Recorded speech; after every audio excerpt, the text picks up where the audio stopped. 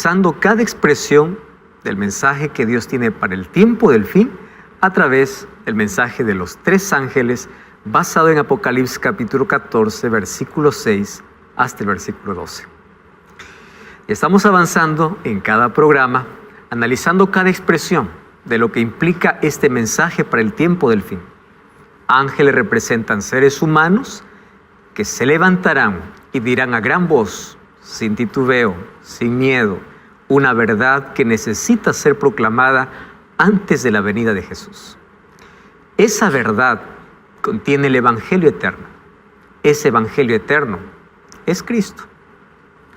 Mas Cristo tiene que verse en todo su esplendor. Cristo como Creador, como Salvador, como Juez y como Protector. Y ya finalizamos en el capítulo anterior el mensaje del primer ángel, aquel que tenía el Evangelio eterno y aquel que dio tres imperativos, tres órdenes para que el pueblo de Dios pueda hacer, o aquellos que son llamados por el Evangelio eterno puedan hacer. Temer a Dios, dadle gloria, la hora de su juicio ha llegado y adoren a aquel que es el creador del cielo, tierra y mar. A partir de hoy analizaremos el mensaje del segundo ángel. Como ya vimos en el primer programa, los mensajes son consecutivos y acumulativos. Quiere decir, el segundo mensaje respalda el mensaje del primer ángel, mas tiene algo que añadir.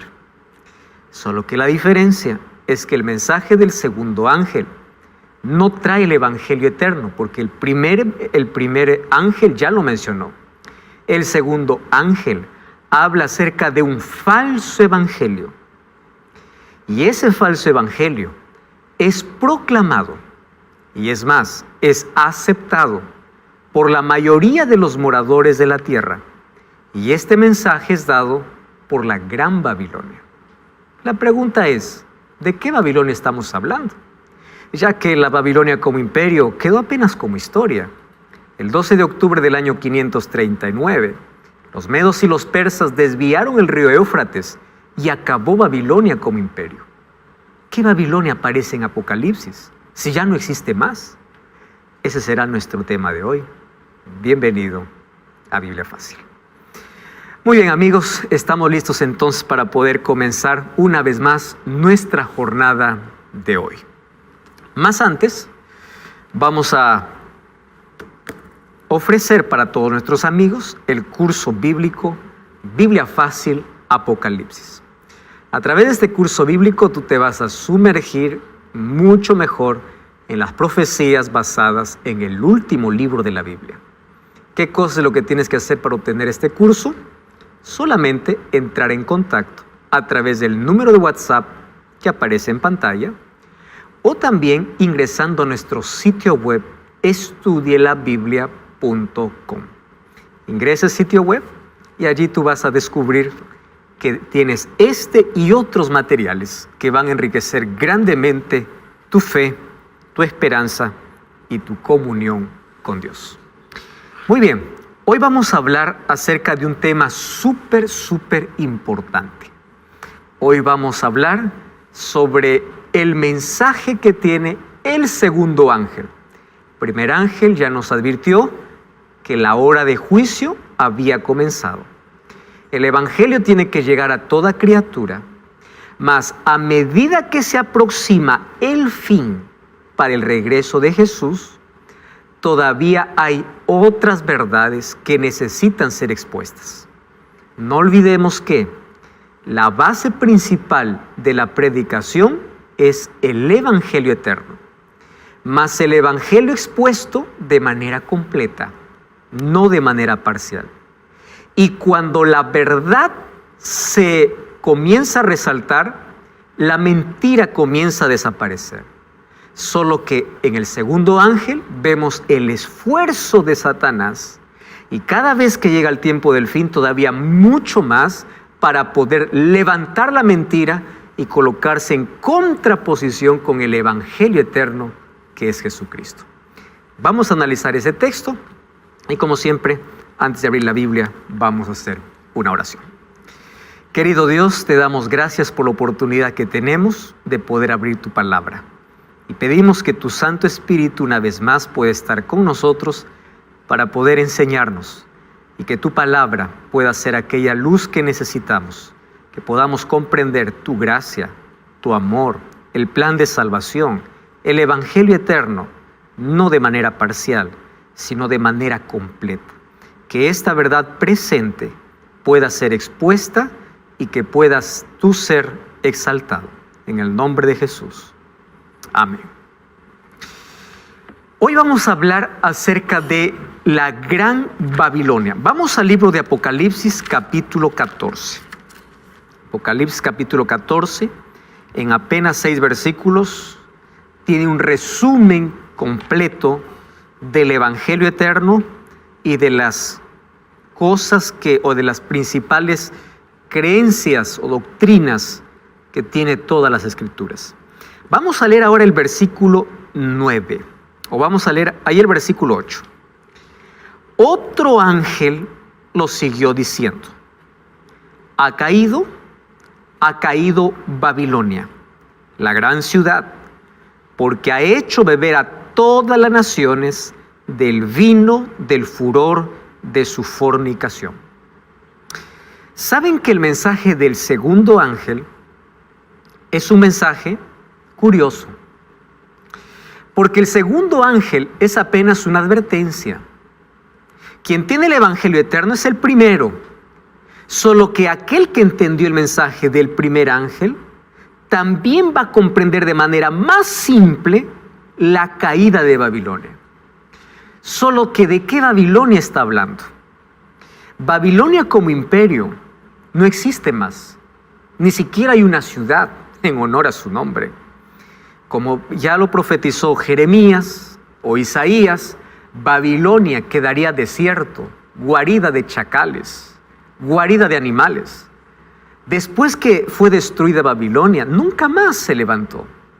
Ahora, ¿por qué aparece en Apocalipsis la palabra Babilonia? Y para ello tenemos que entender que la palabra Babilonia en sí no solamente aparece en Apocalipsis. La palabra Babilonia aparece desde Génesis y termina en Apocalipsis, a veces de manera literal, otras veces de manera simbólica. En Génesis, ¿cómo aparece? Aparece como la Babel, como aquella que se exaltó en gran manera, desafió a Dios, pero finalmente Dios la destruyó. Dios colocó un juicio sobre esa Babel. Ahora, a lo largo de la Biblia vamos a encontrar que Babilonia es un imperio que primero aprisiona, persigue, es un poder que comienza primero allí a llevar cautivos a los hijos de Dios. Están 70 años en Babilonia, había una profecía que tenía que cumplirse. Sin embargo, después también encontramos la caída de la Babilonia como imperio, profetizado en la Biblia. Y esa caída ocurrió un 12 de octubre del año 539. Los medos y los persas ingresaron mientras Belsasar estaba bebiendo con 1000 de sus príncipes vino. Apareció una mano en la pared. Esa mano en la pared determinaba el juicio de Dios. ¿Y cuál era el juicio de Dios? Allí la mano en la pared apareció la siguiente escritura: Mene, mene, tekel, uparsin. ¿Qué cosa significa? Pesado ha sido en balanza y ha sido hallado falto. Un juicio vino sobre esa Babilonia. Y esa misma noche fue conquistada. Murió Belsasar, que estaba a cargo del imperio en ese momento, y todos sus príncipes. Y Babilonia simplemente se rindió a los medos y a los persas. Y allí los medos y los persas aparecen como imperio. De allí en adelante, Babilonia como ciudad, aquella floreciente ciudad, aquella que llegó a ser una de las 7 maravillas del mundo antiguo por sus jardines colgantes, no existía más. Apenas ruinas, apenas de lo que un día floreció en ese espacio, aquella grande y potente ciudad quedó apenas como historia. En Apocalipsis aparece nuevamente Babilonia, pero ya no de manera literal, aparece en un sentido simbólico. ¿Y por qué aparece en un sentido simbólico? aparece porque las características que tenía Babilonia desde Génesis hasta la Babilonia imperial sería la característica de un pueblo, o mejor, de un poder que el enemigo levantaría en el tiempo del fin, también para poder predicar un falso mensaje. No puedo decir un falso evangelio, un falso mensaje. Y ese mensaje haría que todos los moradores de la tierra lo puedan creer. Por eso es que esta Babilonia aparece como alguien que da a beber, alguien que embriaga, alguien que emborracha, alguien que confunde. ¿A quién? A toda la humanidad. Entonces aparece aquí un poder para poder hacer embriagar. Ustedes saben que la palabra fornicación en la Biblia aparece como deslealtad del pueblo para con Dios. Esa palabra adulterio y fornicación lo encontramos repetidas veces en Ezequiel, en Isaías, en Jeremías. Tú pues has fornicado. ¿Y cómo dice? Porque has ido detrás de dioses ajenos. Tú has andado en fornicación. ¿Por qué? Porque has corrido tras Baal. Entonces, ¿qué cosa significa fornicación? Deslealtad a Dios para poder colocar o ir bajo otros dioses, con un sistema falso de adoración, llevando al pueblo de Dios a una adoración totalmente falsa. Y no al pueblo de Dios, sino a los habitantes de la tierra, porque el pueblo de Dios se mantiene firme a pesar de que esta Babilonia se levanta para poder dar tantas mentiras para el mundo.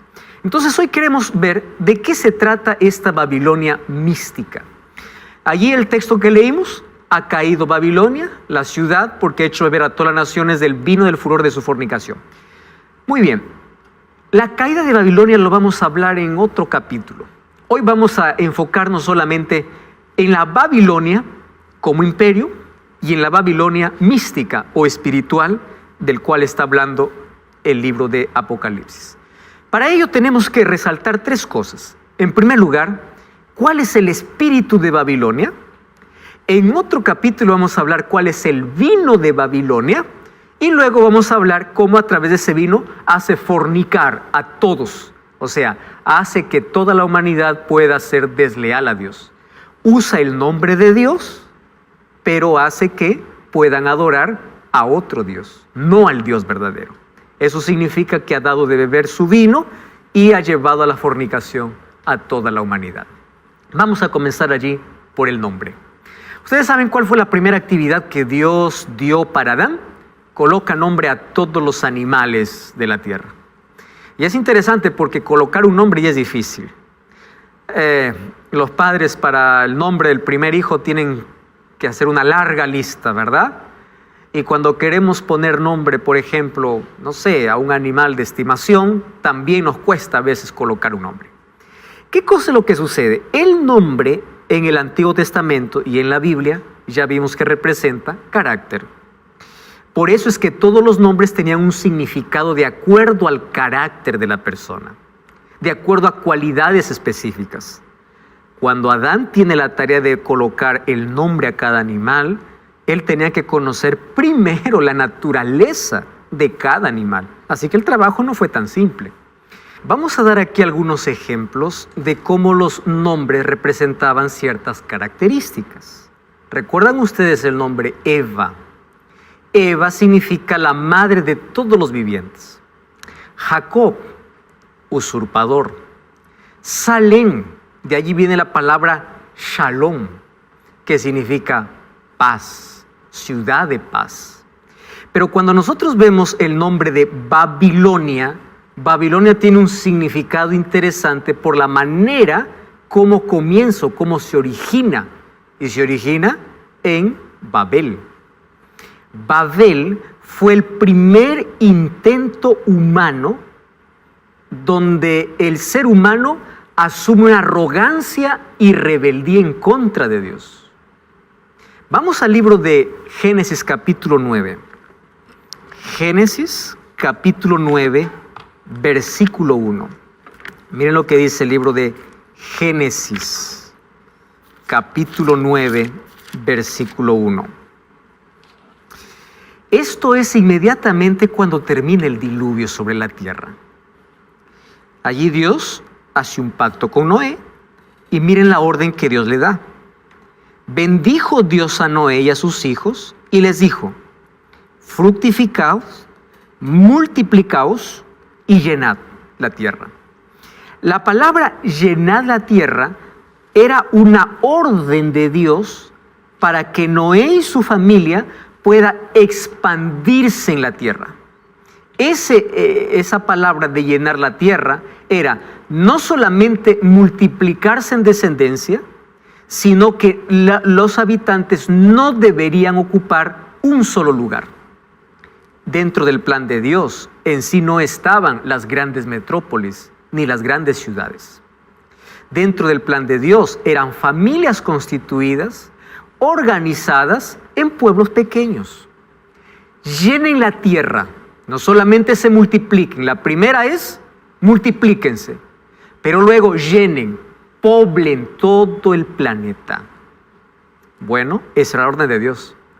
Pero ahí aparece un hombre llamado Nimrod. Y Nimrod dice que era un hábil y poderoso. De él nace una idea de poder hacer la primera metrópoli del mundo. ¿Cuál era la intención? Tenía por lo menos dos intenciones. La primera, ante la orden de Dios de llenar la tierra, él dijo: ¿por qué? Yo quiero que todo el mundo pueda estar aquí. Todos podamos vivir juntos, podamos ser una metrópoli. Y en esa metrópoli vamos a levantar allí una ciudad o una torre que, si es posible, llegue hasta el cielo. Y allí vemos Génesis capítulo 11. Qué interesante cómo inicia este capítulo. Capítulo 11, versículo 1. Cecilia, ¿puedes leer por favor ahí el texto? Génesis 11, 1 y 2. Había entonces en toda la tierra una sola lengua y unas mismas palabras. Cuando los hombres salieron del oriente, hallaron una llanura en la tierra de Sinar y se establecieron allí. Muy bien. En toda la tierra había una sola lengua y una misma palabra. ¿Por qué la diferencia de lengua y palabra? Porque aquí la palabra lengua también puede traducirse con un propósito. ¿Qué hace Nimrod? Congrega a todos los líderes, a toda la gente y dice así: ¿por qué necesitamos esparcirnos? Vamos quedándonos aquí. Vamos a edificar una torre. Y en esa torre vamos a mostrar nuestro poder. ¿Qué tipo de poder quería mostrar Nimrod? ¿Saben qué tipo de poder? Dios había prometido a Noé lo siguiente: nunca más castigaré a este planeta con agua. Nimrod dice así: ¿cómo nosotros podemos creer en la palabra de Dios? Al contrario, si nosotros nos unimos y con un propósito levantamos una torre, si en caso hubiese otro diluvio, ahora nosotros tenemos la manera cómo protegernos. Porque las aguas no podrán llegar hasta donde nuestro edificio llega. ¿Cuál es la intención humana? Primero, rebelarse contra una orden divina. Número 2, dudar, la incredulidad y la arrogancia a tal punto de poder colocar a Dios fuera de los planes. Y es más, si Dios intentase hacer algo, no nos va a afectar. Vamos a hacer algo por nuestra propia cuenta. Arrogancia, orgullo, soberbia, altivez y todos los sinónimos que podamos colocar ante este proyecto. Y eso fue una buena idea. ¿Para quiénes? Para todos los habitantes. Y comenzaron el proyecto. Ahora, es interesante lo que sucede con Babilonia o con Babel. Porque a partir de allí, versículo 4 dice: edifiquemos primero una ciudad. Ojo con el proyecto que tenía. Primero la ciudad y luego una torre que llegue ¿hasta dónde? Hasta el cielo. Y aquí está la palabra interesante: hagámonos un nombre. ¿Qué cosa es lo que estaban buscando esta gente? Un nombre. ¿Qué nombre ellos querían tener? Este nombre, este carácter que representa aquí Nimrod al construir la Torre de Babel es: hagamos una estatua a tal punto de desafiar la orden de Dios. Él dijo esparcidos, ¿para qué nos vamos a esparcir? Vamos a juntarnos. Él dijo llenar, ¿para qué vamos a llenar? Vamos a construir una ciudad, vamos a levantar una torre, vamos a hacernos un nombre, yendo en contra de lo que Dios ya había mencionado. Ahora, allí aparece en el versículo 3 y en el versículo 4 la construcción de esta torre, hasta que aparece en el versículo 6 o el versículo 5, donde dice: Jehová descendió para ver la ciudad y la torre que edificaban, y dijo: el pueblo es uno, todos estos tienen un solo lenguaje, han comenzado la obra, nada los hará desistir. Ahora descendamos, otra vez la palabra en plural, ¿no?, para hablar acerca de Dios. Dios dice: descendamos y confundamos allí su lengua, para que ninguno entienda el habla de su compañero. Así, ¿qué cosa hizo Dios? Finalmente cumplió su plan. ¿Por qué? ¿Cuál era el plan de Dios? Que se esparzan sobre toda la faz de la tierra. ¿Cuál era el plan de Babel? ¿Para qué vamos a esparcirnos? Vamos a hacernos una ciudad. Pero cuando aconteció la confusión, finalmente se cumplió ¿cuál plan? ¿El plan de Dios o el plan del hombre? El plan de Dios. Cuando ellos ya no se entendieron más, cuando alguien pidió una cosa y el otro entendió otra cosa, donde cada uno hablaba su propia lengua y todos estaban confundidos, todos finalmente se esparcieron sobre la faz de la tierra y comenzaron a edificar y dejaron de edificar la ciudad. ¿Qué cosa me enseña el origen de Babilonia? Dos cosas. Dios tiene un plan. ¿Qué dice Babilonia? No nos importa tu plan, nosotros tenemos el nuestro. Finalmente Dios realiza un juicio. Y en ese juicio Él ejecuta su plan, como Él quiere, porque es el plan divino. Y cuando Dios ejecuta su plan, ¿cómo queda Babilonia? Totalmente confundida y destruida. Ese mismo espíritu de arrogancia, de altivez, de ir en contra del plan divino, aparece en el imperio babilónico. Qué interesante es que nosotros podamos ver que ese mismo espíritu lo tenía el imperio neobabilónico. Cuando hablamos de Babilonia no podemos dejar de hablar ¿de quién? De Nabucodonosor, el gran constructor. Solo que Babilonia tenía el espíritu de Babel. ¿Y cuál era el espíritu de Babel? Vamos al libro de Isaías capítulo 47, versículo 10. Isaías capítulo 47, versículo 10. Dice el texto así: porque te confiaste en tu maldad. Para entender un poquito el contexto, ustedes pueden ver desde el versículo 1, allí dice: baja y siéntate en el polvo, virgen, hija de Babilonia, siéntate en la tierra sin trono, hija de los caldeos, porque nunca más te llamarán tierna y delicada. El profeta Isaías comienza a hablar sobre el fin de Babilonia sin que ésta haya llegado a su cúspide. ¿Cuál era la razón por la cual Babilonia iba a ser destruida o iba a caer? Ahí encontramos entonces en el versículo 10, porque confiaste en tu maldad, diciendo: nadie me ve. Tu sabiduría y tu conocimiento o tu ciencia te engañaron. ¿Y qué cosa dijiste en tu corazón? Yo y nadie más. A ver, vamos aquí a hacer un resumen de Babel y Babilonia. ¿Cuál es el problema de Babel? Arrogancia y soberbia. Vamos a hacernos un nombre, no importa si es en contra de Dios. ¿Cuál es el problema de Babilonia y por qué finalmente fue destruida?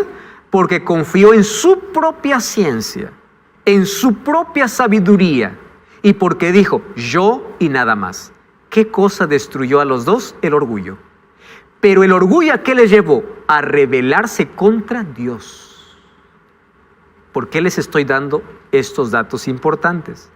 Porque la Babilonia mística o la Babilonia espiritual del tiempo del fin tendría las mismas características. ¿Qué características? Arrogancia, orgullo, queriendo intervenir en los planes de Dios. Ahora, ese espíritu de Babilonia nosotros lo encontramos ya con Nabucodonosor. Daniel. Vamos a Daniel capítulo 4. Y Daniel capítulo 4, justo antes de la locura de Nabucodonosor, miren lo que estaba diciendo aquí Nabucodonosor. Daniel capítulo 4, vamos a leer el versículo Vamos a leer allí el versículo 29, 4:29. Todo esto vino sobre el rey Nabucodonosor al cabo de 12 meses. Mientras él estaba paseando por el palacio real de Babilonia, habló el rey y dijo: ¿no es esta la gran Babilonia que yo edifiqué para casa real con la fuerza de mi poder, para mi gloria y mi majestad? ¿Qué cosa decía Isaías? Por tu sabiduría, por tu arrogancia, por tu orgullo, vendrás a caer. ¿Qué cosa hizo Babel? Su arrogancia y su orgullo les llevó a construir una torre que llegaba hasta el cielo. Y cuando estaban ya cumpliendo su propósito, Dios confunde la lengua. Toda esa arrogancia cayó. Toda la arrogancia que tenía Nabucodonosor cayó. ¿Por qué? Porque el pobre, después de mencionar esto, versículo 33, en la misma hora se cumplió la palabra sobre Nabucodonosor y fue echado entre los hombres y comía hierba como los bueyes, y su cuerpo se empapaba del rocío hasta que su pelo creció como plumas de águila y sus uñas como la de las aves. En ese momento donde su orgullo llegó como la torre de Babel hasta el cielo, Dios coloca un juicio. ¿Cuál es el juicio ahora? Aquel rey poderoso pasa del trono a la pradera. ¿Y qué cosa es lo que tiene Nabucodonosor? Hoy es conocida esa enfermedad, porque es un tipo de locura, como licantropía clínica. Personas que adoptan el comportamiento de un animal, se comportan como animal, piensan que son animales. Y finalmente Nabucodonosor tuvo que pasar por la mayor humillación. ¿Y sabes cómo él concluye cuando su razón le fue devuelta? En el versículo 37 dice: yo, Nabucodonosor, alabo, engrandezco, glorifico al Rey del cielo, porque Él puede humillar a los que andan en soberbia. Quiero que entiendas bien una cosa. El problema de Babilonia es su soberbia, es su orgullo. El problema de Babilonia es hacerse un nombre. El problema de Babilonia es levantar una torre que llega hasta el cielo. Es decir, que Él es el centro, no Dios. Esas características se repetirán en un poder en el tiempo del fin, que aparecerá diciendo: yo tengo un nombre, yo puedo llegar hasta el cielo, pero finalmente blasfeme el nombre de Dios, y ese los cursos bíblicos que estamos ofreciendo para ti. Y esta vez, Biblia Fácil, Apocalipsis. Muy bien, vamos a retomar entonces la idea de dónde se originó Babilonia, de Babel, luego el imperio babilónico, y de qué se trata la Babilonia en el tiempo del fin. Para que podamos entender mejor la Babilonia del tiempo del fin, vamos a ver qué estrategia usaba la Babilonia como imperio para que sea tan relevante a tal punto que en el tiempo del fin aparezca como símbolo. Vamos a Daniel capítulo 1. Daniel capítulo 1. Y vamos a leer los 5 primeros versículos.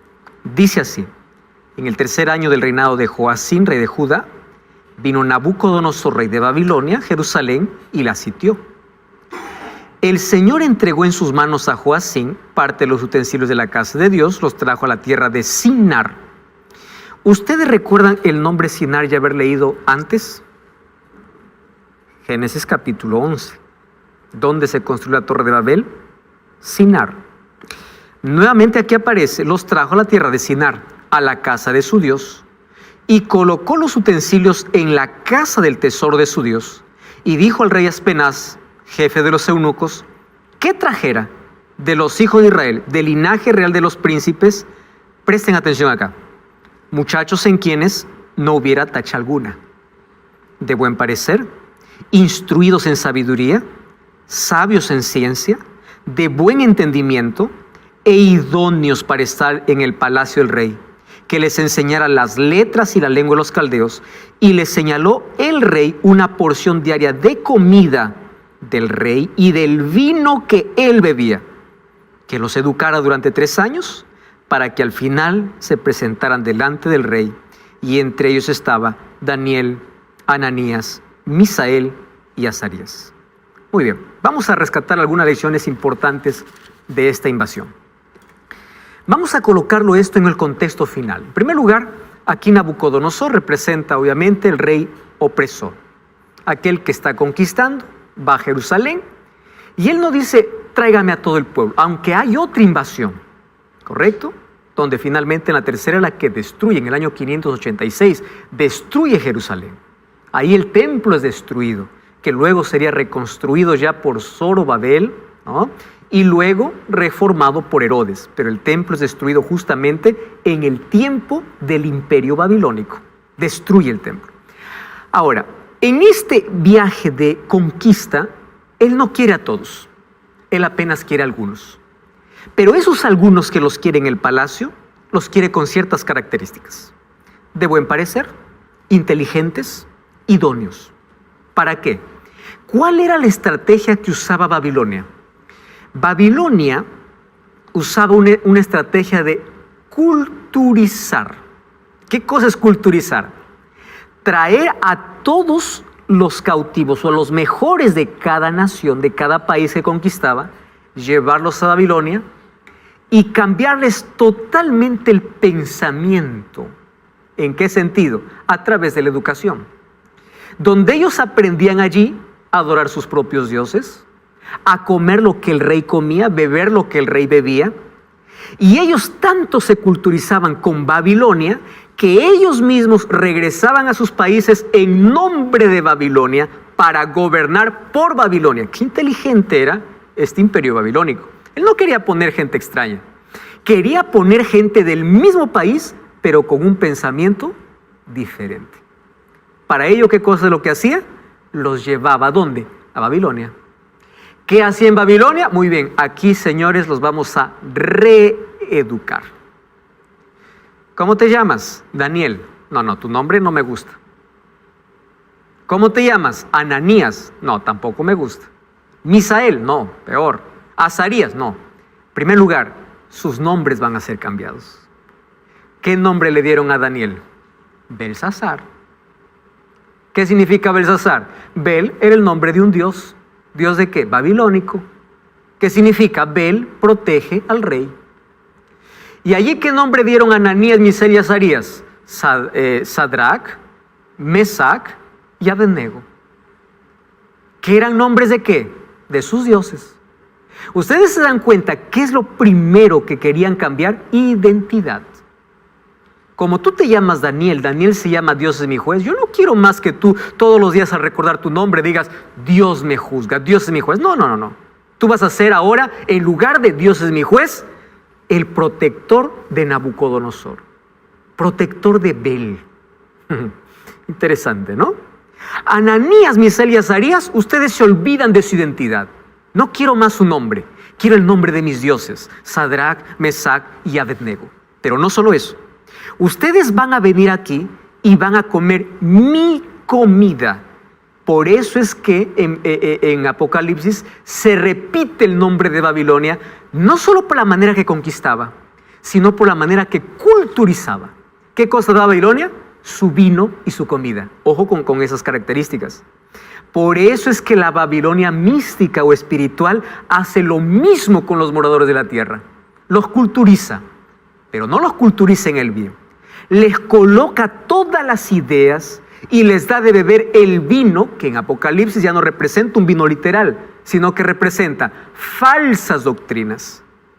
A tal punto de que toda la gente que beba de su vino y coma de su comida, ¿no?, que ofrece Babilonia, finalmente puede estar adorando ¿a qué? A otros dioses. Porque ¿qué cosa representaba Babilonia? Rebeldía, idolatría, arrogancia, soberbia. Por eso es que se toma la figura de Babilonia para el tiempo del fin. Porque en el tiempo del fin habrá una coalición entre poderes y este poder babilónico, que es representado como Babilonia, para hacer lo mismo, para poder engañar a todas las personas. Sin embargo, allí aparece ¿qué cosa? Daniel. Y Daniel 1:8 dice así: pero él propuso en su corazón no contaminarse, ni con la comida, ni con el vino, por lo tanto pidió, no me obliguen a contaminar. Qué interesante. ¿Cuál es la actitud de los hijos de Dios ante Babilonia? Quédate con tu vino, quédate con tu comida. Yo sé qué comer, yo sé qué beber. Estoy tratando de colocar un asunto literal, histórico, para un asunto espiritual. Dios necesita de Danieles en el tiempo del fin. Gente que se proponga no contaminarse ni beber el vino que ofrece Babilonia. Ahora, ¿qué sucede? Babilonia no comienza persiguiendo, sino confundiendo. Me encanta esa expresión. ¿Qué cosa es lo primero que hacía con Daniel, Ananías, Misael y Azarías? Confundirles. Y una vez que causa toda esa confusión en su mente, si en caso ellos no están dispuestos a someterse a la cultura babilónica, ¿saben cómo termina Babilonia? Persiguiendo. Entonces aquí vamos a colocar un asunto interesante. Babilonia comienza confundiendo, pero luego termina ¿qué cosa? Persiguiendo. ¿Y de qué manera lo encontramos esto? En Babilonia. Resulta que Nabucodonosor, después que sueña la estatua con 4 metales diferentes, y Daniel le dice, tú apenas eres la cabeza de oro, el resto son otros imperios, Nabucodonosor dice, no, esto es locura. ¿Recuerdan Nimrod? ¿Qué cosa dijo Dios? Expándanse sobre toda la tierra. ¿Qué cosa dijo Babel? No, vamos a quedarnos aquí. ¿Cuál es el problema de Nabucodonosor? Dios le mostró que su imperio pasaría. ¿Qué dijo Nabucodonosor? No, en otras palabras, quiso ir en contra del plan de Dios. Y mandó construir una estatua de oro desde la cabeza hasta los pies. ¿Qué cosa estaba diciendo? Poco me importa el plan de Dios. Yo quiero ser el imperio eterno. Desde la cabeza hasta los pies va a ser de oro. Yendo en contra de los planes divinos. ¿Recuerdan en Babel? ¿No era lo mismo que estaba haciendo? Muy bien. ¿Qué cosa hizo ahora Nabucodonosor? El capítulo 3 de Daniel dice que manda traer a todos los gobernantes. Esa expresión se va a repetir en Apocalipsis. Todos los gobernantes. ¿Y qué cosa manda? Allí manda que todos puedan tocar arpa, salterio y todos los instrumentos. Y al escuchar los instrumentos, ¿qué cosa tendría que hacer? Todo el pueblo tenía que arrodillarse. ¿Para qué? Para adorar. ¿A quién? A la imagen. Pero a la verdad, estaban adorando la imagen, y a través de la imagen, ¿a quién estaban adorando? Al rey. Porque era él que quería ser adorado. En el concepto de Babilonia, los reyes eran hijos de dioses, por lo tanto eran dioses. En el concepto romano, seguían la misma idea. Ustedes saben que los emperadores se consideraban divinidades y ellos se consideraban seres que podrían ser adorados. ¿Dónde comienza? En Babilonia. Ellos querían ocupar ¿qué? El lugar de Dios. Ellos querían ser como Dios, o mejor, ellos creían ser Dios. Sin embargo, entre toda esa multitud que se arrodilla, hubieron 3 que no lo hicieron. ¿Quiénes eran? Los amigos de Daniel. Daniel supuestamente estaba en una misión, en otro lugar, no estaba ese día. Pero los 3 se pusieron en pie. Les comunicaron al rey. El rey primero les llama y les dice, con que ustedes no quieren adorar mi imagen, les voy a dar otra oportunidad. ¿Y saben qué cosa responde? No es necesario que nos des otra oportunidad, dicen Sadrach, Mesach y Abednego, o Ananías, Misael y Azarías mejor. No es necesario. Porque quiero que sepas, oh rey, que no serviremos a tus dioses, ni adoraremos la estatua que has levantado. No queremos otra oportunidad, nuestra decisión está hecha. Y allí comienza la persecución. ¿Y en qué consistía la persecución? Había una orden, que aquel que no adore, ojo, adoración impuesta. Van a recordar siempre esa frase que en los próximos capítulos lo vamos a repetir. Adoración impuesta. Si tú no adoras como yo quiero, ¿sabes cuál va a ser tu final? Un horno de fuego. Esa misma actitud va a tener la Babilonia mística. Si tú no haces lo que yo pido, eres hereje, a la guillotina. Si tú no haces lo que yo te digo, eres hereje, a la Inquisición. Lo mismo, la misma actitud. ¿Cuál es la actitud del rey? No adoras mi estatua, al horno de fuego. ¿Qué dice el capítulo 3 a partir del versículo 18 en adelante? Que el rey se enfureció. ¿Qué hicieron? A los 3 muchachos los llevaron ¿a dónde? Al horno. Los metieron al horno. Aquellos que los metieron, solo con el resplandor del fuego, con el calor del fuego murieron, porque el rey había mandado calentar 7 veces más el horno. Y los 3, cuando entraron, ¿qué estaban haciendo? Caminando, tranquilos. El rey se acerca y dice, ¿no eran 3 los que metieron? Sí, 3. Y murieron aquellos que fueron a meterlo. Yo veo 4, dijo. ¿Quién estaba con ellos? Cristo. Es interesante. Cristo, en el momento que Babilonia persigue, probablemente no evite que sus hijos entren al horno. Pero en medio del horno, Cristo estará con ellos.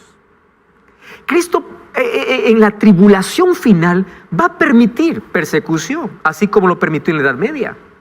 Cristianos fueron perseguidos. Va a permitir, pero Dios los acompañará. Esa es la promesa. Por eso es que Babilonia se repite ¿dónde? En el tiempo final. Porque tiene el mismo espíritu, la misma altivez, la misma arrogancia, la misma confusión y tendrá la misma persecución. Ahora, presten atención a lo que va a suceder. Esa Babilonia literal, ahora en Apocalipsis, es la Babilonia mística. Un poder orgulloso y perseguidor. Babilonia es mencionada como 6 veces en Apocalipsis. Para persecución, apostasía, rebelión, etc. Ahora, presten atención aquí. Yo no tengo el tiempo suficiente como para analizar los textos bíblicos, pero aquí están. Ustedes saben que existe un paralelo entre la Babilonia del Antiguo Testamento y la Babilonia mística, o sea, la Babilonia de Apocalipsis 18.